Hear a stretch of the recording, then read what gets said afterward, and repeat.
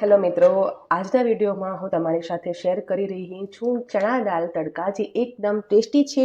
ઢાબા કે હોટલ જેવી દાળ ખાવાનું જ્યારે ઘરે મન થાય ત્યારે તમે આ દાળ બનાવી શકો છો। બસ તેના માટે જરૂર છે કેટલાક સિમ્પલ સ્ટેપ્સ ફોલો કરવાની, કેટલીક સિમ્પલ જે ટિપ્સ હું તમને આ વિડીયોમાં આપી રહી છું તેને ફોલો કરવાની। તો તેના માટે વિડીયોને લાસ્ટ સુધી જોજો। અને વિડીયો શરૂ કરતાં પહેલાં જો તમે હજી સુધી ચેનલને સબસ્ક્રાઈબ ના કર્યું હોય તો સબસ્ક્રાઈબ પણ કરી દો અને વિડીયોને લાઈક જરૂરથી કરો। તો ચાલો આપણે બનાવવાનું શરૂ કરીએ। તો સૌથી પહેલાં આપણે દાળનું પરફેક્ટ માપ જોઈ લઈએ।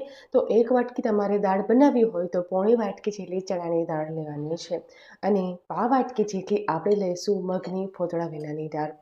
તો આ મુજબ તમે જેટલી દાળ બનાવવાની હોય તે પ્રમાણે માપ લઈ લેવાનું। પોણી વાટકી ચણાની દાળ લેવાની છે અને પા વાટકી જેટલી આપણે મગની ફોતળા વિનાની દાળ લઈશું। તમે મગની દાળનું પ્રમાણ થોડું વધારે કે ઓછું રાખી શકો છો, પણ પા વાટકી લેવાથી એકદમ પરફેક્ટ રીતે તમારી દાળ બની જશે। હવે આ બંને દાળને સરખી રીતે મિક્સ કરી અડધોથી પોણો કલાક માટે આપણે નવસેકા પાણીમાં પલાળીને રાખી દેવાની છે।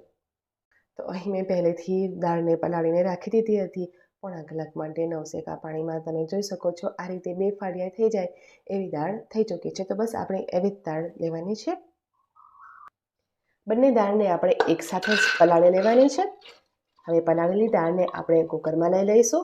યોગ્ય પ્રમાણમાં આપણે પાણી એડ કરવાનું છે। તો પાણી વધારે નહીં નાખતા, દાળ ડૂબે તેનાથી થોડું ઉપર આવે એટલું જ પાણી લેવાનું છે। વધારે પાણી લેવાથી દાળ એકદમ પાતળી જેવી થઈ જશે, તો આપણે પાતળી દાળ નથી જોઈતી। હવે દાળમાં સરસ સુગંધ આવે એટલે તમાલપત્ર નાખી દઈશું 1 અને અડધું એવું બાદિયાનું ફૂલ નાખી દેવાનું છે। સાથે જ આપણે અડધી ચમચી જેટલું મીઠું ઉમેરીશું અને હળદર। તેની સાથે જ આપણે અડધી ચમચી જેટલું ઘી ઉમેરી દેવાનું છે।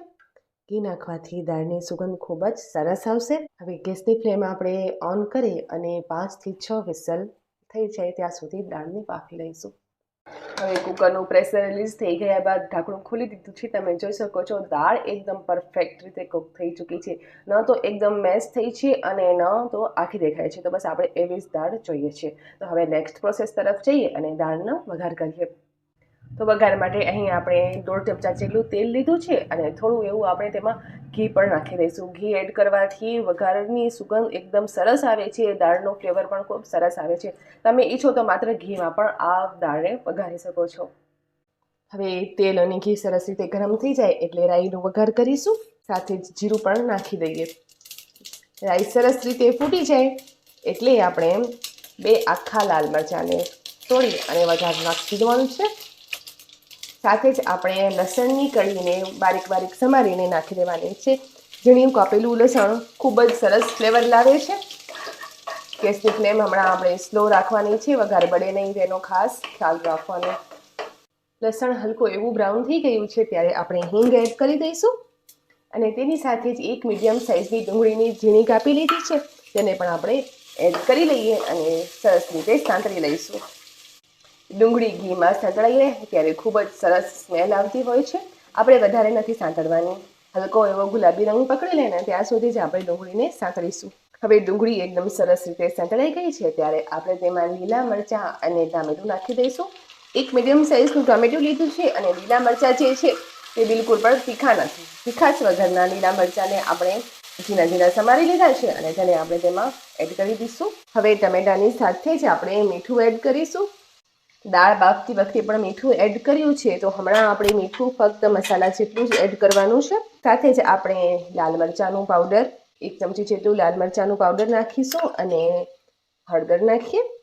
થોડું ધાણાનું પાવડર નાખી દઈશું। વધારે કોઈ જ મસાલા એડ નથી કરવાના। હવે સરસ રીતે આપણે તેને મિક્સ કરી લઈએ।